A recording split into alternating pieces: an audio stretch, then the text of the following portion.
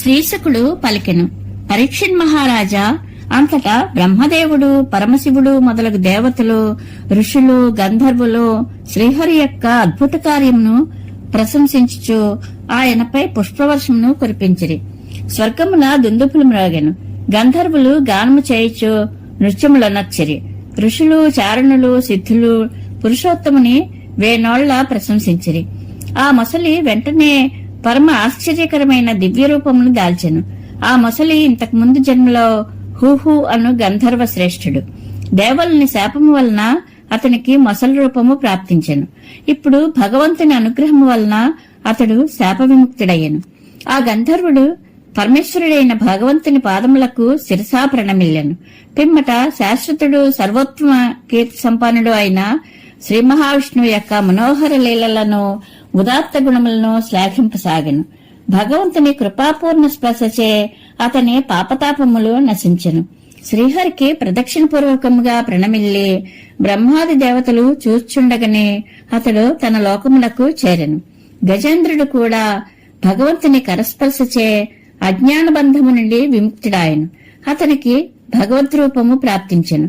అతడు చతుర్భుజుడు, పీతాంబరధారి అయ్యెను. ఆ గజేంద్రుడు పూర్వజన్మమున ద్రవిడ దేశమును ఏలిన ఇంద్రజిమ్నుడను పాండ్యవంశ ప్రభువు. అతడు భగవానుని ఉత్తమ ఉపాసకుడు, మహాయశస్వి. ఆ మహారాజు ఒకసారి తన రాజ్యమును విడిచి మలయ పర్వతమునందు నివసింపసాగెను. అతడు జటాధారి అయి తాపసు వేషమును ధరించెను. ఒకనాడు అతడు స్నానాధికములను ముగించుకుని పూజా సమయమున ఏకాగ్రచిత్తుడై మౌనవ్రతమును పూని సర్వశక్తిమంతుడైన భగవానుని ఆరాధించుండెను. అదే సమయమున దైవికముగా పరమ యశస్వి అయిన అగస్త్యముని శిష్యగణముతో అచటికి ఏతించెను. ఆ రాజు ప్రజాపాలనమును, అతిథి సేవ మొదలగు గృహస్థాశ్రమ ధర్మములను వీడి తాపసి వలె ఏకాంతముగా మౌనవ్రతమును పోని ఉపాసించుచుండుటను చూచెను. అందువలన అగస్త్యుడు ఇంద్రజిమ్నునిపై కుపితుడాయను. ఆ ముని రాజును ఇట్లు శపించెను. ఈ రాజు గురువుల యొద్ద శిక్షణను పొందలేదు. అభిమానముతో పరోపకారము నుండి నివృత్తుడై స్వేచ్ఛాచార్య ఉన్నాడు. ఇతడు ఏనుగు వలె జడబుద్ధి అయి బ్రాహ్మణులకు అవమానముననొచ్చినాడు. కనుక ఇతనికి అజ్ఞాని అయిన ఏనుగు జన్మ ప్రాప్తించునుగాక. శ్రీశకుడు పలికెను. పరీక్షిన్ మహారాజా, అగస్త్యుడు శపించుటకును వరములను ఇచ్చుటకును సమర్థుడు. ఆ మహర్షి ఈ విధముగా ఇంద్రజిమ్నుని శపించి అచ్చటి నుండి తన శిష్యులతో కూడి వెళ్లిపోయాను. ఆ రాజర్షియు అది అంతయును తన ప్రారబ్ధ కర్మయని భావించెను. అనంతరము ఇంద్రజిమ్నుడు ఆత్మస్మృతిని కోల్పోవు ఏనుగు జన్మను పొందెను. కాని అతడు ఏనుగుగా జన్మించినను భగవదారాధన ప్రభావమున అతనికి భగవంతుని స్మృతి కలిగినది. శ్రీహరి గజేంద్రుని ఈ విధంగా ఉద్ధరించి అతనిని తన పార్షదునిగా చేసుకొనెను. దేవతలు, గంధర్వులు, సిద్ధులు ఆ పరమాత్ముని లీలలను కీర్తించిరి. పిమ్మట ఆ పరమపురుషుడు పార్షదుని రూపంలో ఉన్న గజేంద్రుని తనతో తీసుకుని గరుడారూఢుడై తన దివ్యధామమును చేరెను. కురువంశ శిరోమణివైన పరీక్షిన్ మహారాజా, నేను నీకు శ్రీకృష్ణ భగవానుని మహిమను, గజేంద్ర మోక్షమును గూర్చిన వృత్తాంతమును వినిపించితిని.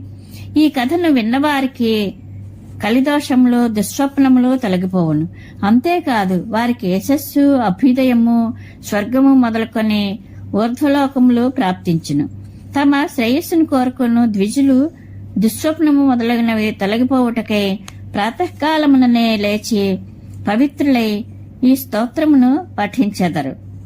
కురుశ్రేష్ఠ, గజేంద్రుని స్తోత్రములకు ప్రసన్నుడై సర్వవ్యాపకుడు, సర్వభూత స్వరూపుడు అయిన శ్రీహరి అతనితో ఇట్లు పలికెను.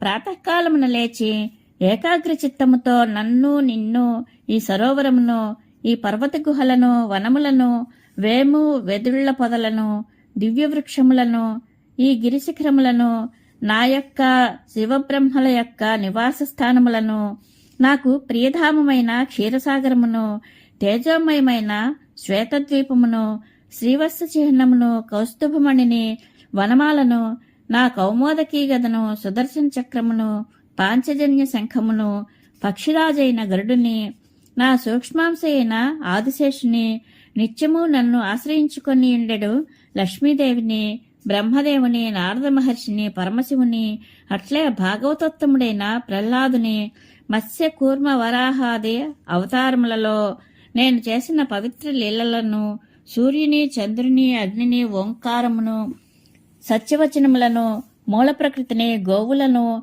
బ్రాహ్మణులను, శాశ్వతమైన సనాతన ధర్మములను, సోమునకు, కశ్యపునకు భార్యలైన దక్షిణ పుత్రికలను, అలకనందను, గంగా, యమున, సరస్వతీ నదులను, ఐరావతమును, భక్త శిరోమణి అయిన ధ్రువుని, సప్తర్షులను, నలుడు, యుధిష్ఠరుడు, జనకుడు మొదలగు మహాపురుషులను భక్తి శ్రద్ధలతో స్మరించిడి వారు సకల పాపముల నుండి విముక్తులయ్యెదరు.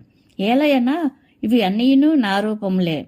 గజేంద్ర, బ్రాహ్మముహూర్తమున మేల్కొని నీవు చేసిన నా ఈ ప్రస్తుతితో నన్ను స్తుతించిన వారికి మరణ సమయమున నిర్మల బుద్ధిని అనుగ్రహించదను. శ్రీశుకుడు వచించెను. మహారాజా, శ్రీ మహావిష్ణువు ఇట్లు పలుకగా దేవతలు పరమానంద భరితులైరి.